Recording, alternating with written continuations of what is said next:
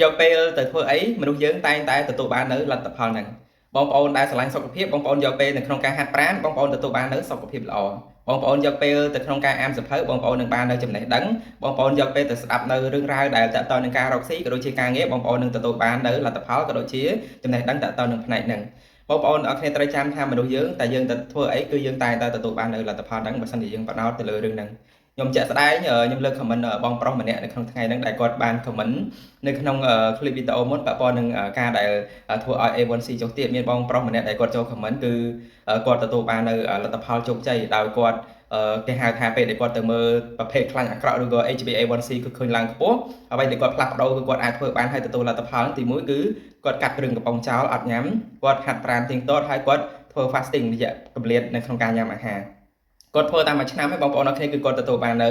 លទ្ធផល normal មកធម្មតាគឺខ្ញុំឃើញ comment ហ្នឹងគឺរូបសម្បត្តិអរគុណឬក៏រំភើបខ្លាំងមែនតើដែលបងប្រុសបានចូល comment ដែលឲ្យបងប្អូនពលរដ្ឋបានឃើញ comment ហ្នឹងហើយគឺគាត់កាន់តែមានកម្លាំងចិត្តនៅក្នុងការយកទៅធ្វើក៏ដូចជាអនុវត្តដោយបងប្រុសទទួលបាននៅលទ្ធផលជាទូទៅដោយរូបសម្បត្តិបាននិយាយពីខាងដើមបងប្អូនអរគ្នាតែសិនជាបងប្អូន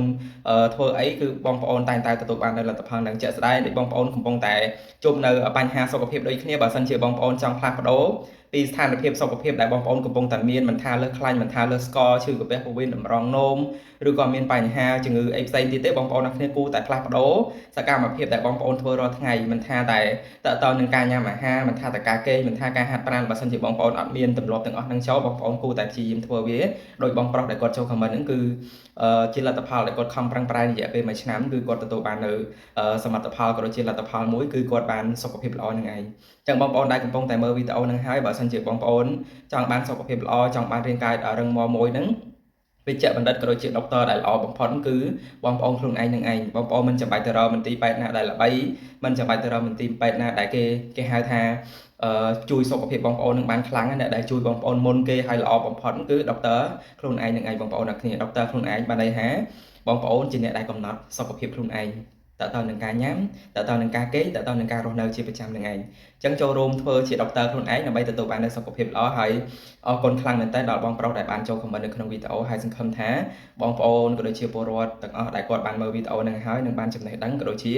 បាននៅអ្វីដែលគេហៅថាតើតើនឹងរឿងរ៉ាវសុខភាពគាត់យកទៅអនុវត្តចាប់ពីពេលហ្នឹងតទៅសង្ឃឹមថាបងប្អូនដែលធ្វើបានតើតើនឹងការហាត់ប្រាណបានលទ្ធផលតើតើនឹងការធ្វើ fasting បានលទ្ធផលតើតើនឹងការដែលបងប្អូន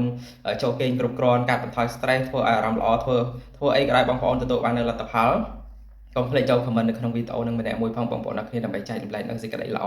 ទៅដល់មនុស្សរួមលោកដើម្បីពួកគាត់ឃើញហើយពួកគាត់មានកម្លាំងចិត្តនៅក្នុងការធ្វើដូចបងប្អូនអរគ្នាហើយសម្រាប់រូបសម្បត្តិមានការចូលរួមគឺរំភើបខ្លាំងមែនទែនពេលដែលបងប្អូនយកទៅអនុវត្តក៏ដូចជាស្ដាប់ clip វីដេអូរូបសម្បត្តិហើយស្ដាប់ហើយទទួលបាននៅលទ្ធផលរឿងទី1គឺផ្លាស់ប្ដូរស្ថានភាពសុខភាពឲ្យល្អប្រសើរសុខភាពបងប្អូនអារម្មណ៍ល្អមកវិញគឺរូបសម្បត្តិអរគុណមែនទែនក៏ដូចជាមានសេចក្តីសោមនស្សរីករាយខ្លាំងមែនទែនដែលប្រជាពលរដ្ឋក៏ដូចជាបងប្អូនមួយចំនួនដែលគាត់បានធ្វើហើយគាត់បានទទួលនៅសុខភាពល្អគាត់រស់នៅដោយជុំគ្រួសារមានសេចក្តីសុខសុភមង្គល